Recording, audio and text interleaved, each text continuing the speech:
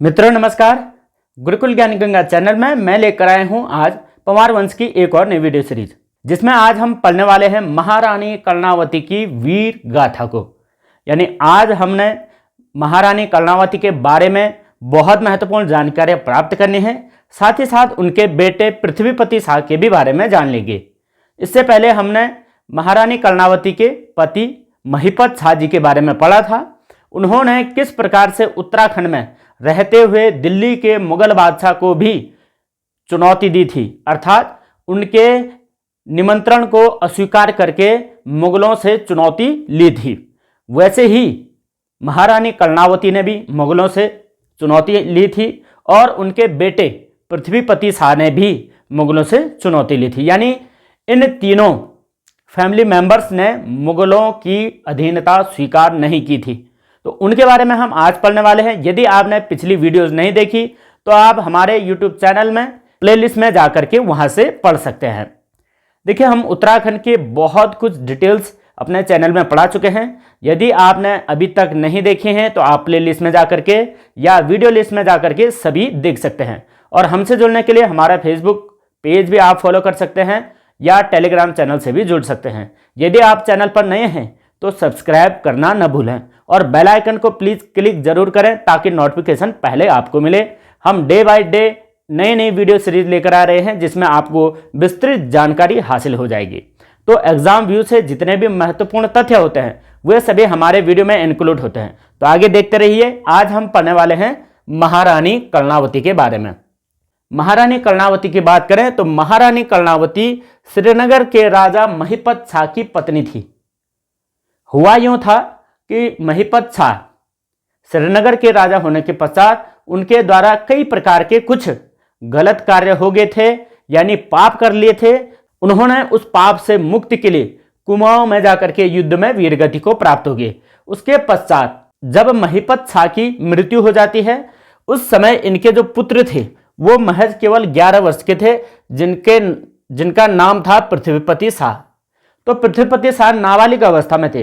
हालांकि राजा घोषित तो इन्होंने पहले ही कर दिया था, लेकिन पृथ्वीपति शाह उस समय महज 11 वर्ष के थे, जो कि माता कर्णावती और महिपत शाह के पुत्र थे। तो जब 11 वर्ष के थे तो माता कर्णावती को संरक्षिका के रूप में रहना पड़ा। तो अभी तक पंवार वंश में संरक्षण प्रदान राजा पहले राजा होते हैं कौन? पृथ्वीपति शाह। इससे पहले इतिहास में कहीं भी जिक्र नहीं है कि किसी राजा को उनके माता ने या अन्य किसी ने संरक्षण प्रदान किया हो। तो पहला राजा था पृथ्वीपति शाह, लेकिन इनकी मां ने जो संरक्षण दिया है वो 1634 से लेकर के 1640 तक संरक्षण दिया, जो कि उस समय लगभग 6 वर्ष का संरक्षण इन्हें मिला था। अब इनके समय में कई प्रकार की घटनाक्रम हुआ था। वो हुआ क्या क्या था देखो। महारानी कर्णावती की बात करें, इन्हें उत्तराखंड गढ़वाल शासन में नीति कुशल, अदम्य साहसी और वीरांगना महारानी कहा जाता है। वास्तव में इनके साहस और इनके जो नीति कुशल प्रणाली थी उसे देख करके लगता तो है कि इन्होंने इस प्रकार के कार्य किया था। अब इनको उत्तराखंड में कई नामों से जाना जाता है, जैसे गढ़वाल की ताराबाई, गढ़वाल की दुर्गावती या नाकटी रानी। इतने नामों से भी इन्हें जाना जाता है। जैसे गढ़वाल की झांसी की रानी कहा जाता है तीलू रौतेली को। उनके बारे में भी हम एक इंपॉर्टेंट वीडियो सीरीज में पढ़ चुके हैं। तो ये देखिए, नाकटी रानी शिव प्रसाद डबराव जो उत्तराखंड के इतिहासकार हैं, उन्होंने इन्हें ये नाम दिया हुआ है। अब इनके बीच की स्टोरी एक बहुत इंपॉर्टेंट पल है या बहुत इंपॉर्टेंट स्टोरी जाती है। ये घटनाक्रम इनके जीवन काल का सबसे महत्वपूर्ण घटनाक्रम है। यहां पर हुआ यह था कि मुगलों पर विजय की एक गाथा है इनकी, महारानी कर्णावती की, जो कि उस समय तत्कालीन श्रीनगर की महारानी हुआ करती थी, क्योंकि पंवारों की जो मूल राजधानी थी वह श्रीनगर में ही थी। अब हुआ यह था, एक्चुअली मुगलों का इन गढ़वाल राजाओं से दुश्मनी कहां से हुई थी कि जब शाहजहां का दिल्ली में राज्याभिषेक हो रहा था, उस समय महिपत शाह को भी एक पत्र भेजा गया था कि आप भी दिल्ली के मुगल बादशाही के राज सिंहासन के समय में राज्यारोहण के समय पर आए, लेकिन महिपत शाह ने उस निमंत्रण को अस्वीकार कर दिया था। तो शाहजहां को कहीं ना कहीं ये भनक थी या कहीं ना कहीं ये टीस थी कि यार गढ़वाल का ही एक ऐसा राजा हुआ जिसने मेरी बात को अस्वीकार किया, जिसे वो सहन नहीं कर सका।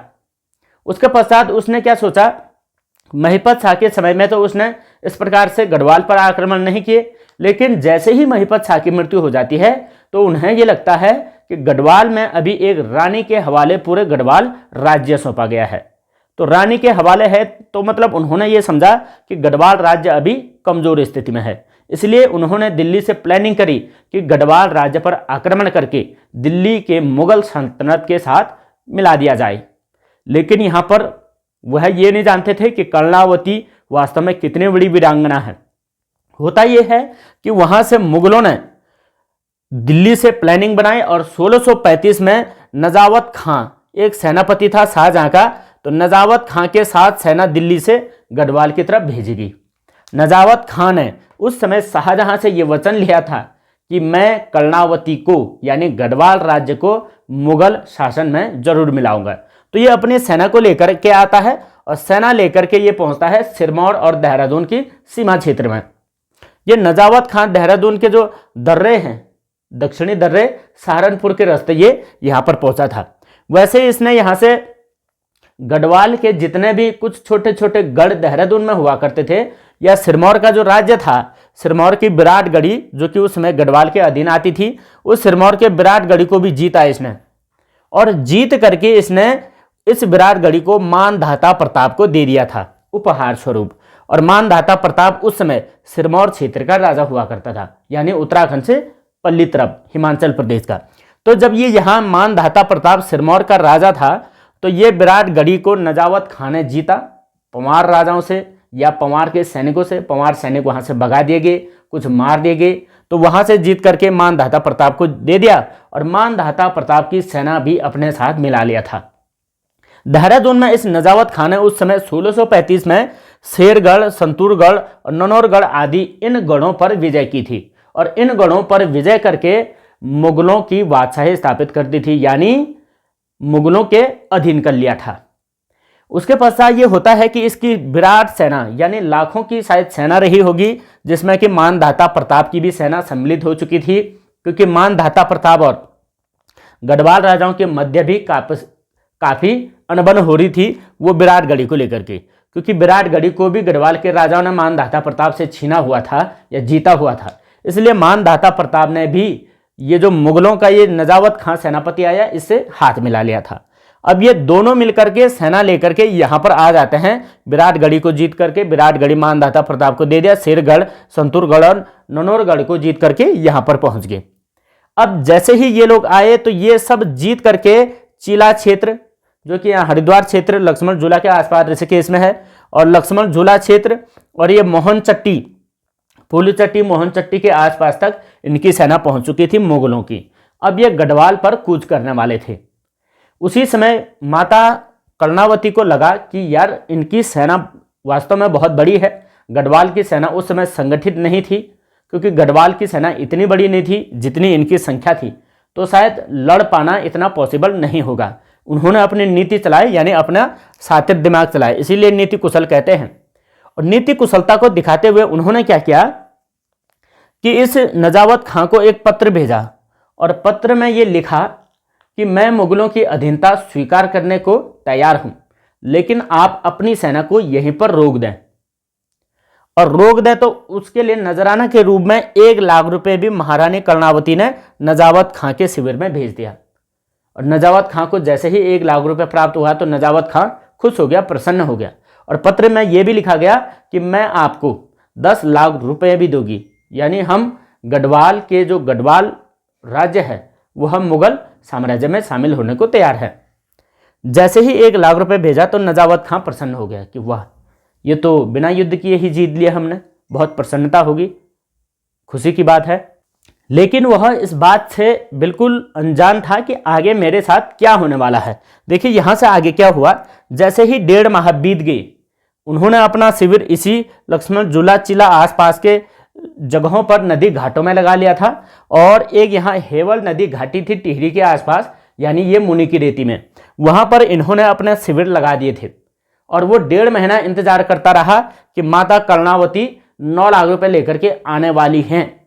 लेकिन हुआ यूं कि वो आए थे दिल्ली से, और जैसे ही वो ये पहाड़ी क्षेत्र में आए तो उन पर महामारी फैल गई थी, बीमारी हो गई थी, बुखार आ गए थे, ज्वर आ गए थे और सारे मुगलिया सैनिक ज्वर में परेशान। किसी को सर्दी जुकाम लगी, किसी को शीत गर्म हुआ, किसी को टाइफाइड हुआ, कई प्रकार की समस्या होने लगी। भाई देसी आदमी अगर पहाड़ में इस तरीके से जंगलों में निवास करेगा, स्वास्थ्य खराब तो ऑलरेडी होना ही है।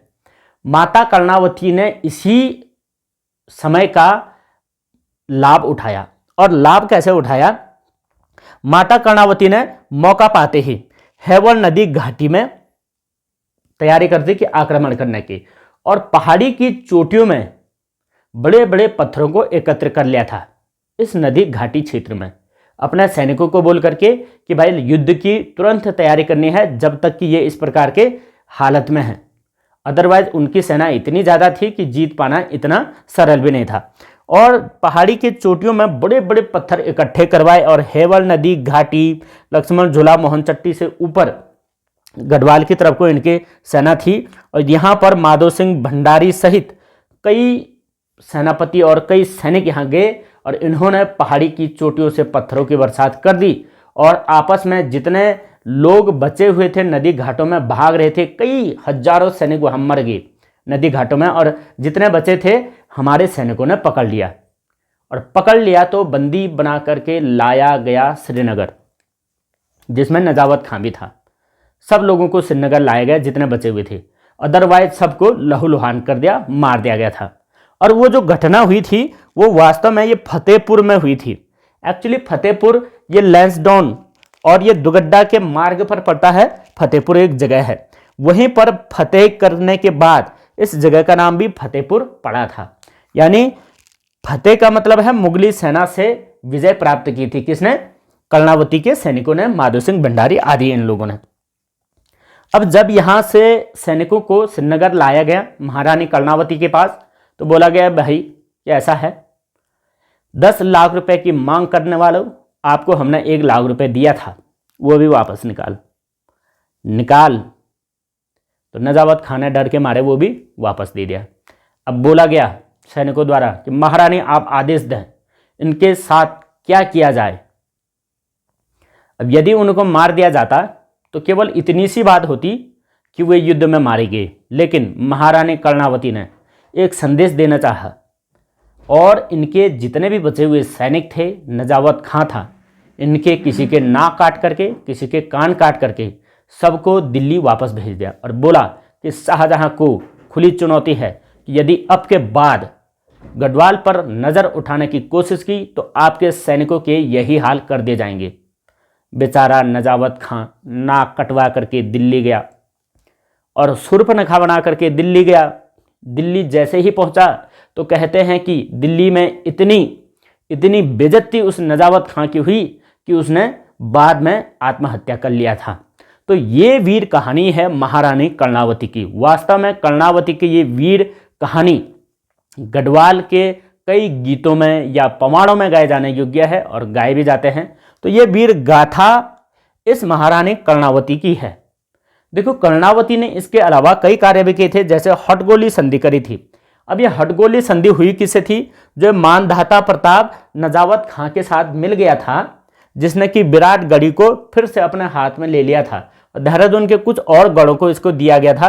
तो कर्णावती ने तुरंत नजावत खां को पराजित करने के बाद मानधाता के साथ संधि की थी, यानी इसको यहाँ से फिर से भगा दिया था।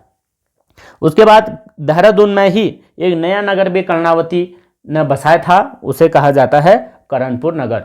और करणपुर वही नगर है जहां वर्तमान में डीएवी और डीवीएस कॉलेज जैसे प्रमुख शिक्षण संस्थान हैं। और राजपुर कैनाल उत्तराखंड की प्रथम नहर, ये राजपुर कैनाल भी माता कर्णावती ने ही बनवाई थी। तो इतना सारा कुछ, इतनी सारी कहानी माता कर्णावती से रिलेटेड है।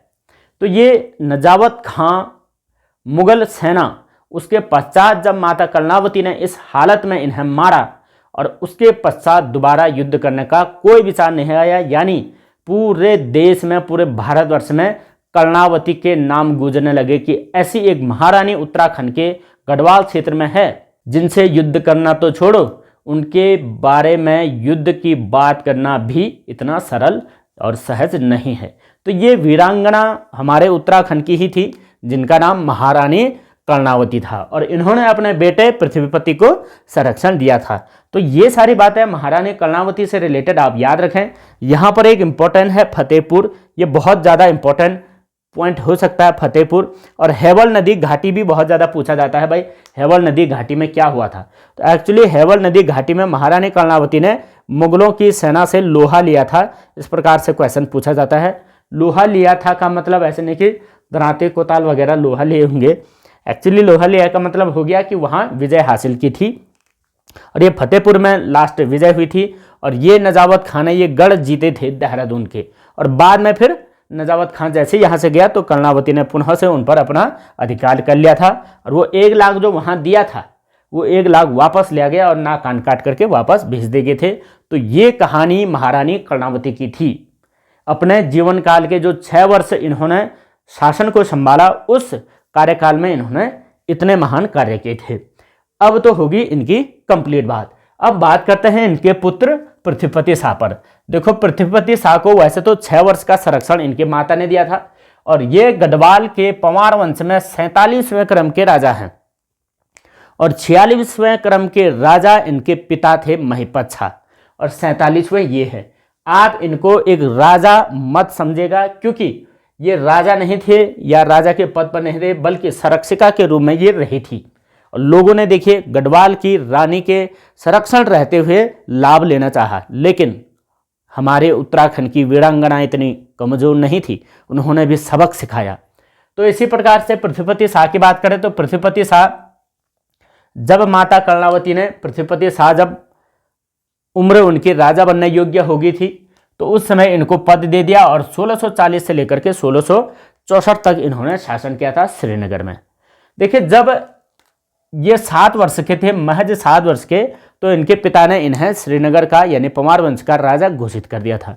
और 11 वर्ष की आयु में, जब इनकी 11 वर्ष थी उसके समय में इनके पिता की मृत्यु हो गई थी और 6 वर्ष माता कर्णावती के द्वारा संरक्षण प्रदान इन्हें किया गया था। तो ये कुछ बातें आप याद रखेंगे। देखो माधव सिंह भंडारी तुमुल युद्ध में 1640 में शहीद हो गए थे, तुमुल यानी दापा क्षेत्र में, तिब्बत क्षेत्र में। तो माधव सिंह भंडारी ये पृथ्वीपति शाह के समय में सेनापति नहीं रहे थे, बल्कि इन कर्णावती तथा इनके जो पति थे महिपत शाह उनके समय में सेनापति रहे थे।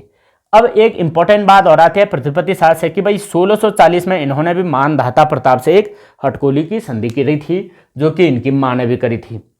तो शायद ऐसा भी हो सकता है ये वही हटकोली संधि हो, लेकिन उस समय राजा तो खैर पृथ्वीपति शाह ही थे जब माता संरक्षिका थी, लेकिन माता ने संरक्षण का कार्य किया और हटकोली की संधि मानधाता प्रताप से किया था। अब यहाँ पर देखिए इनके साथ भी क्या क्या कहानी होती है। यहाँ पर शाहजहां के कुछ बार बार अटैक होते हैं।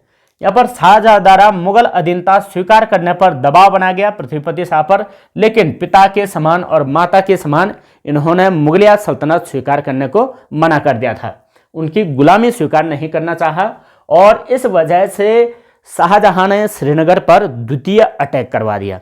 देखो द्वितीय अटैक का मतलब है पहला आक्रमण ये 1635 में हो चुका था और 1635 से शाहजहां बड़ा खौफ में बैठा हुआ था, बड़े भयानक तरीके से भयभीत हुआ था कि भाई गढ़वाल में ऐसी क्या मान्यता है कि वहां पर कोई युद्ध नहीं जीत सकता। तो शाहजहां ने एक प्लानिंग करी। वो प्लानिंग ये करी कि कुमाऊं के राजा उस समय बाज बहादुर चंद थे, बाज बहादुर चंद को अपने अधीन कर लिया और बाज बहादुर चंद को गढ़वाल पर आक्रमण करने के लिए प्रेरित किया। और उस समय बाज बहादुर चंद जो है मुगलों की गुलामी करते थे, मुगलों के अधीन थे। तो बाज बहादुर चंद कुमाऊं का था और बाज बहादुर चंद जैसे ही दिल्ली में गया तो शाहजहां ने कई लालच दिए थे और उस चक्कर में बाज बहादुर चंद भी अब गढ़वाल पर आक्रमण करने के लिए तैयार हो गया। अरे भाई कम से कम विचार कर लेता कि हम पहाड़ी राजा हैं, अगर दोनों की दोनों आप माने कि दोनों के दोनों पृथ्वीपति शाह और बाज बहादुर चंद अगर एक हो जाते तो दोनों के दोनों दिल्ली की सल्तनत को उखाड़ फेंकने में भी पीछे नहीं हटते। इतनी महानता इनकी थी, इतने वीर योद्धा ये होते थे। लेकिन नहीं, यहाँ पर बात कुछ और हुई। ये बाज बहादुर चंद मिल गया दिल्ली वालों के साथ और देखिए हुआ क्या कि शाहजहां ने द्वितीय अटैक करना शुरू कर दिया और द्वितीय अटैक करा 1655 में। कई जगह आपको ये 1654 भी दिखेगा, लेकिन आप 55 ही याद करें। और 1655 में खलीतुल्लाह को भेजा। अब यहाँ याद रखें जब शाहजहां ने श्रीनगर द्वितीय अटैक किया उस समय खलीतुल्लाह को भेजा और यहाँ भेजा था नजावत खां। और खलीतुल्लाह को जब भेजा तो खलीतुल्लाह पृथ्वीपति शाह के समय में भेजा और नजावत भेजा था माता कर्णावती के समय में। तो 1655 में गढ़वाल पर आक्रमण करने वाले खलीतुल्लाह थे, बाज बहादुर चंद थे और फिर मानधाता प्रताप। देखो 3 तरीके से तीनों तरफ से गढ़वाल पर अटैक किया गया, क्योंकि कहानी ये हुई थी कि मुगल सैनिक गढ़वाल को नहीं जीत पा रहे थे, क्योंकि मुगलों के बस से बाहर था पर्वतीय क्षेत्र में, एक तो देसी, फिर ये जीत पाना मुश्किल हो रहा था और पर्वतीय क्षेत्र में युद्ध करने का कौशल उनके अंदर नहीं था। इस वजह से उन्होंने पर्वतीय राजा को ही शामिल करने की सोची और बाज बहादुर चंद को साथ मिला लिया। यहाँ पर कहते हैं कि इन तीनों ने, खलीतुल्लाह ने दक्षिण की तरफ से, ये मानधाता प्रताप ने पश्चिम की तरफ से और पूर्व की तरफ से यानी कुमाऊं की तरफ से बाज बहादुर चंद ने, तीनों ने श्रीनगर पर आक्रमण करा था। तो आक्रमण का मतलब इन्होंने यहाँ पर काफ़ी तहस नहस किया था, गढ़वाली सैनिकों को, गढ़वाल के जो पंवार सैनिक थे उनको पराजित किया था। एक तरीके से पृथ्वीपति शाह आंशिक रूप से हार गए थे, कंप्लीट गढ़वाल राज्य को नहीं हार गए थे, यानी फिर भी उन्होंने मुगलों की सल्तनत स्वीकार नहीं करी थी, भले ही हार जाएं, मुगलों की सल्तनत स्वीकार नहीं करी थी। और यहाँ पर बाज बहादुर चंद क्या करते हैं, इस छोटी सी जीत का लाभ उठा करके मां नंदा देवी की मूर्ति को यहाँ से अल्मोड़ा ले जाते हैं। तो ये वही समय था जब यहाँ गढ़वाल से मां नंदा की मूर्ति कहाँ जाती है, अल्मोड़ा में जाती है। और आज भी अल्मोड़ा की नंदा देवी उत्तराखंड की सबसे बड़ी नंदा देवी की प्रतिमा वहाँ पर है। अब ये तो ये कहानी होगी 1655 में। उसके बाद शाहजहां ने फिर तृतीय बार आक्रमण किया, क्योंकि पहली बार यहाँ कर चुके थे, दूसरी बार ये कर दिया और तीसरी बार आक्रमण किया 1656 में। तो ये 1656 में आक्रमण करने वाला जो इनका सेनापति था उनका नाम था कासिम खां।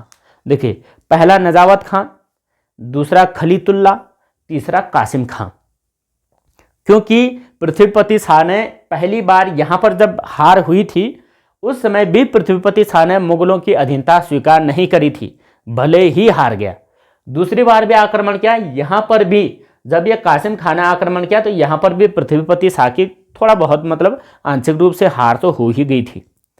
फिर भी पृथ्वीपति शाह ने किसी भी तरीके से मुगलों की सल्तनत में जाना स्वीकार नहीं किया, यानी मुगलों की गुलामी करना स्वीकार नहीं किया। इसे कहते हैं गढ़वाल का एटीट्यूड वाला राजा, हिम्मत वाला राजा। ये होते हैं वीर बलवान। और इन राजा ने जब अधीनता स्वीकार नहीं करी तो उसके बाद शाहजहां ने आक्रमण करना भी बंद कर दिया। अधीनता स्वीकार नहीं करी थी क्योंकि हमारे अंदर, हमारे खून में पहाड़ियत थी, गढ़वाली थे हम, पहाड़ी किसी के आगे झुकता नहीं है। हाँ, झुका देता है, नाक काट देता है, लेकिन झुकेगा नहीं। और जब झुका नहीं तो कहानी ये हुई आगे कि भाई दिल्ली में ही खुद शाहजहां का तख्ता पलट हो गया। शाहजहां का तख्ता पलट हो गया 1657 के आसपास। भाई शाहजहां तो दिल्ली का राजा था, लेकिन औरंगजेब उसका जो छोटा पुत्र था उसने पिता को बंदी बना करके स्वयं दिल्ली का राजा बन गया। अब यहाँ पर स्वयं जो शाहजहां चाहता था कि पृथ्वीपति शाह दिल्ली की सल्तनत स्वीकार करे, उसने खुद अपनी गद्दी नहीं बचा पाई और बेटे ने पिता को बंदी बना करके स्वयं दिल्ली का राजा बन गया। देखिए, दूसरों को पर कब्जा करने के बजाय पहले अपना परिवार देखता तो शायद दिल्ली की सल्तनत ठीक से बन पाती, लेकिन यहाँ पर कहानी ये हुई कि दिल्ली में तख्ता पलट हो गया। अब यहाँ पर एक इंटरेस्टिंग बात ये होती है कि भाई 1658 में जो शाहजहां का एक बड़ा पुत्र था जिसका नाम था दारा शिकोह, और दारा शिकोह बड़ा पुत्र जो राजा के योग्य था, लेकिन वो पढ़ा लिखा टाइप का व्यक्ति था। और औरंगजेब जो क्रूर था, अत्याचारी था, तो औरंगजेब ने अपने सभी भाइयों को मार करके दिल्ली की सल्तनत में बैठ गया, यानी दिल्ली का राजा बन गया। अब सुलेमान शिकोह जो कि दारा शिकोह का एक पुत्र था, दारा शिकोह के जितने भी राज्य के करीबी थे, जितने भी हितैषी थे, उन्होंने दारा शिकोह के पुत्र सुलेमान शिकोह को दिल्ली से भागने के आदेश दिए। यानी दिल्ली से कहा कि आप यहाँ से एक ऐसी जगह शरण ले लीजिए जहां पर कि औरंगजेब आप पर आक्रमण न कर सके या आपको न मार सके। तो वहां पर बुद्धिजीवी लोगों ने, दिल्ली वालों ने एक विचार किया कि भाई देखो, शाहजहां के जिस राज्य के साथ दुश्मनी थी, यानी शाहजहां के जिस राज्य में मित्रता नहीं थी, उस राज्य में शरण लेना आवश्यक होगा, या वहीं हम शरण लेंगे। तो यहाँ पर जो दारा शिकोह था, दिल्ली शाहजहां का बड़ा पुत्र जिसको कि औरंगजेब ने मार दिया था, उसका पुत्र सुलेमान शिकोह जो है अपनी जान बचाने के लिए गढ़वाल आता है। देखो यहाँ पर हमारे राजा पृथ्वीपति शाह का हृदय आप देखिए। सुलेमान शिकोह ने गढ़वाल के राजा पृथ्वीपति शाह से शरण लेना चाहा। बोला कि भाई ऐसा है, दिल्ली में तख्तापलट हो चुका है, शाहजहां जो कि मेरे दादा थे उनको चाचा औरंगजेब ने बंदी बना लिया है, और आप मुझे यहाँ पर कुछ समय शरण देने की कृपा करें। तो पृथ्वीपति शाह इन्होंने कहा ठीक है, मैं तुम्हें यहाँ पर शरण दूंगा और तुम्हारी सुरक्षा करने की जिम्मेदारी अब से मेरी हो जाएगी। तो श्रीनगर में उस समय सुलेमान शिकोह को शरण दिया गया, किसके द्वारा? पृथ्वीपति के साथ, जबकि दुश्मन परिवार का था ये। लेकिन महानता देखिए हमारे राजा की, फिर भी दुश्मन के संतान को, यानी दुश्मन के वंशज को हमने शरण दे दी।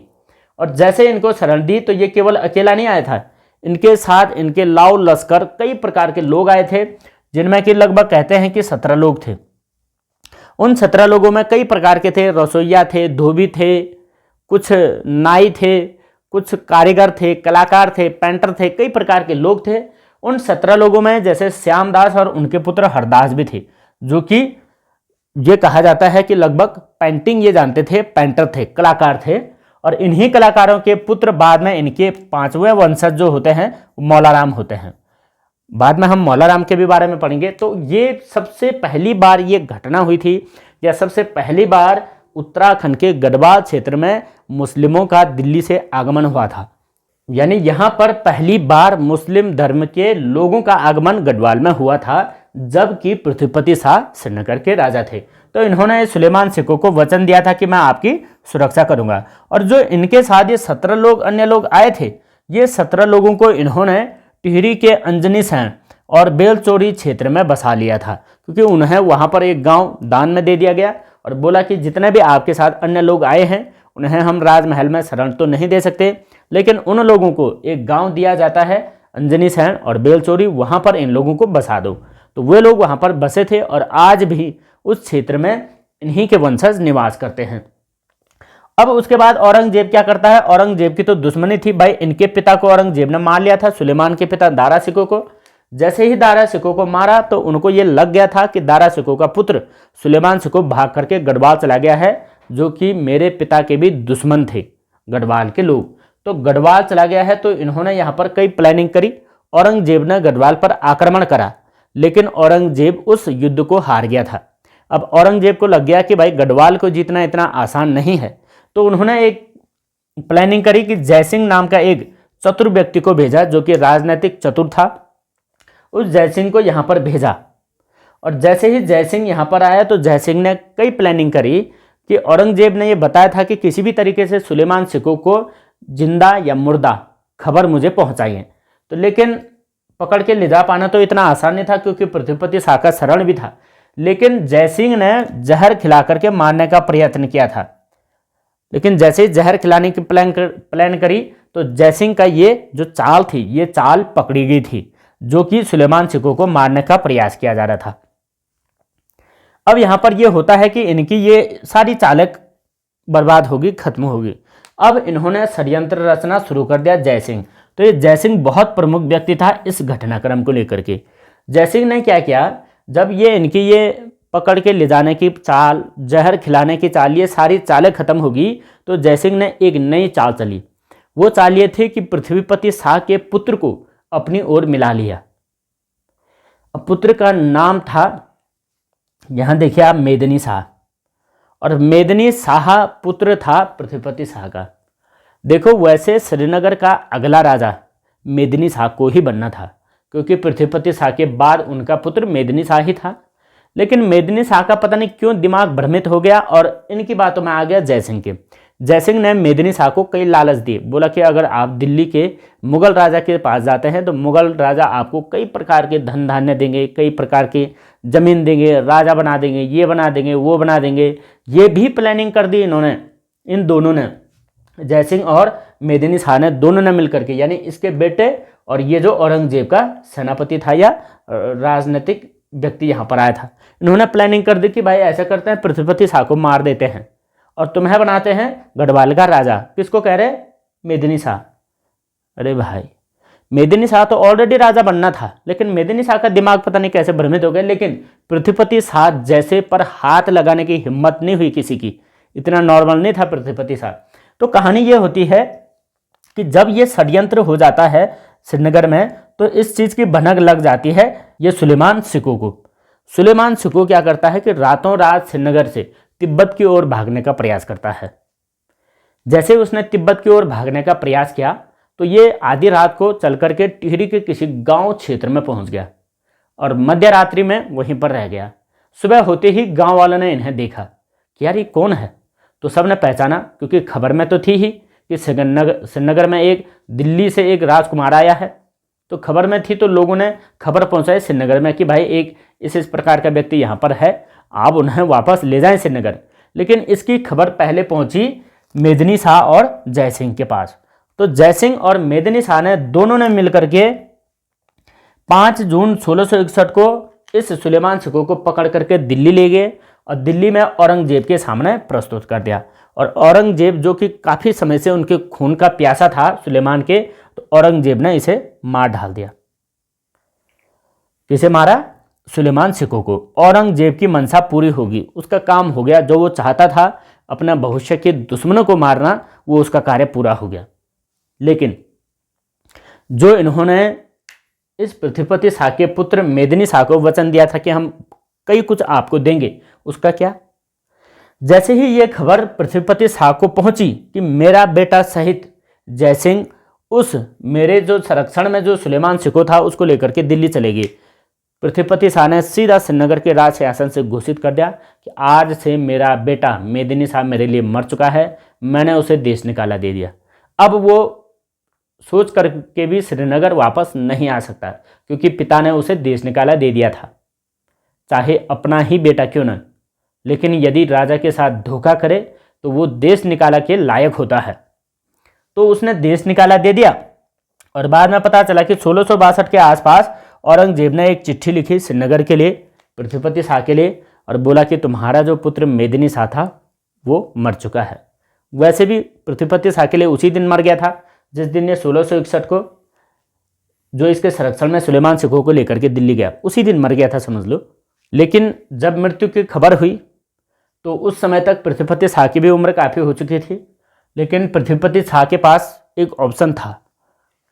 ये मेदिनी शाह का पुत्र था, हालांकि नाबालिग था, पुत्र था, तो पुत्र को ही अगला राजा बनाने की प्लानिंग इनकी चली थी, क्योंकि बेटा तो धोखेबाज निकला, देश निकाला दे दिया। तो इस हिसाब से इन दोनों को डरपोक पुत्र कहा जाता है, मेदिनी शाह को। ये मेदिनी शाह जो कि अपने पिता की बातों को नहीं समझ पाया और दिल्ली के औरंगजेब के चाल में फंस गया। और डरपोक पुत्र ये था कि जो बातें इसे अपने पिता के पास बतानी थी वो जाकर के इनके साथ मिलकर के प्लानिंग कर रहा था।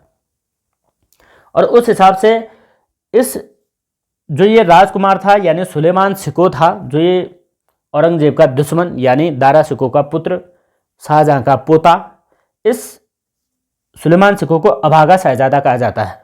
अभागा ही था जिसके भाग्य में दिल्ली की राजगद्दी नहीं थी, तो अभागा शहजादा इसको कहा जाता है।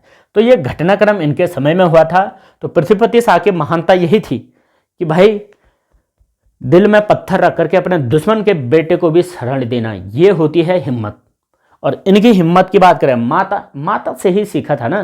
देखो, माँ पहली टीचर होती है किसी की भी, और माँ के इस वीर गाथाओं को देख करके यानी इस वीरांगना की वीरता को देख करके पुत्र के हृदय में भी यही था कि यदि मेरी माँ और मेरा पिता इतना वीर थे तो मुझे भी हिम्मत नहीं हारनी चाहिए, मुझे भी वीरता के कार्य करने चाहिए। इसीलिए माँ ने सिखाया था, इसीलिए इतना महान बना भाई, क्योंकि दुश्मन के बेटे को भी शरण दे रहा है। जबकि उन्हें पता था कि औरंगजेब मुझ पर आक्रमण करेगा, किया भी उसने, लेकिन वो हार गया औरंगजेब। पृथ्वीपति शाह भी छोटा मोटा नहीं था। तो इस हिसाब से पृथ्वीपति शाह ने फिर पुनः क्या करता है, ये भी पृथ्वीपति ने अपनी सेकंड राजधानी भी बनाई थी। वो सेकंड राजधानी बनाई थी राजगढ़ी में। राजगढ़ी का मतलब देहरादून के वही जौनसार भाबर क्षेत्र में राजगढ़ी, इसको दोबारा से इन्होंने अपनी राजधानी बनाई थी। ये विराटगढ़ी के ही आसपास में राजगढ़ी को दूसरी राजधानी बनाई थी। और राजगढ़ी के आसपास ही इन्होंने पृथ्वीपुर नाम का नगर भी बसाया था देहरादून में। इसीलिए देहरादून को पृथ्वीपुर नाम से भी जाना जाता है, क्योंकि पृथ्वीपति शाह ने ही अपने नाम से पृथ्वीपुर नगर नाम का नगर बसाया, इसीलिए देहरादून को पृथ्वीपुर भी कहते हैं। और 1664 में अपना पोता जो कि फतेह शाह थे, मेदिनी शाह के बेटे, उनको राजा बना दिया गया। कब? 1664 में। और 1667 में पृथ्वीपति शाह की मृत्यु हो गई थी। तो उस समय जो ये फतेहपति शाह थे ये भी नाबालिग थे। तो फतेहपति शाह के माँ का नाम रानी कटौची था। तो कटौची रानी ने इन्हें भी संरक्षण दिया, क्योंकि ये भी नाबालिग थे। तो नाबालिग अवस्था में माता का संरक्षण मिलना बहुत आवश्यक था, क्योंकि पिता तो इनके भी दिल्ली में मारे गए थे, जो कि धोखा करके गए थे। और दादाजी जो कि वृद्ध अवस्था में थे, अब इन्हें भी बीमारी लग गई थी, बीमार हो गए थे, गद्दी नहीं संभाल पाते थे, इसलिए इन्होंने इन्हें नाबालिग अवस्था में ही राजा बना दिया था। अब कुछ समय माता के संरक्षण में रखा और कुछ समय अपने संरक्षण में भी रखा था। तो अपने संरक्षण में भी रखा पृथ्वीपति शाह ने, और उसके बाद इनकी माता कटौची के संरक्षण में भी रहे थे। कौन? फतेहपति शाह। तो यहाँ से आगे हम फतेह शाह के बारे में पढ़ेंगे। तो अभी तक हम इन माँ और पुत्र के बारे में पढ़ चुके हैं। ये थी आज की इंपॉर्टेंट कहानी, जिसमें हमने मुगलों से मुकाबला किया था। मुगलों की अधीनता स्वीकार न करके हमने उनसे युद्ध करना स्वीकार किया और उन्हीं के दुश्मनों को संरक्षण भी दिया था। साथ ही साथ उनके नाक कान काट करके वापस भेजा था। तो ऐसे वीर महान, ऐसे राजा और ऐसी महारानी की स्टोरी उत्तराखंड के गढ़वाल के इतिहास में पढ़ने को मिलती है। ये बहुत खूबसूरत इतिहास है। यदि आप शुरू से लेकर के अभी तक कंटिन्यू अगर पढ़ रहे हैं, मुझे लगता है इनसे खूबसूरत कहानी किसी इतिहास में नहीं है। भारत का इतिहास यदि आप पढ़ें, वहाँ पर कई चीज़ें कन्फ्यूजन होती है, समझ में नहीं आती है। ये लोग अपने लोकल लोग थे, गढ़वाली लोग थे। इनकी लोकल बोली भी गढ़वाली थी, यानी लोक भाषा। कितना बढ़िया होगा, और अंदाज़ा लगाओ आप कि कल्पना कीजिए कितनी सुंदर राजधानी इनकी रही होगी और कितना सुंदर शासन ये लोग कर रहे होंगे। तो ये महानता आप याद रखें। इनके बारे में कई प्रश्न पूछे जाते हैं, आप एक एक करके की पॉइंट नोट कर सकते हैं। ये बहुत बार प्रश्न इनसे रिलेटेड आते हैं, क्योंकि मुगलों से युद्ध और मुगलों से दुश्मनी मोल लेने का जो जज्बा इनके अंदर था, उनसे रिलेटेड कुछ न कुछ प्रश्न आ जाते हैं। तो इसके बाद मिलते हैं एक अगली इंटरेस्टिंग वीडियो में। तब तक के लिए जय हिंद, जय उत्तराखंड।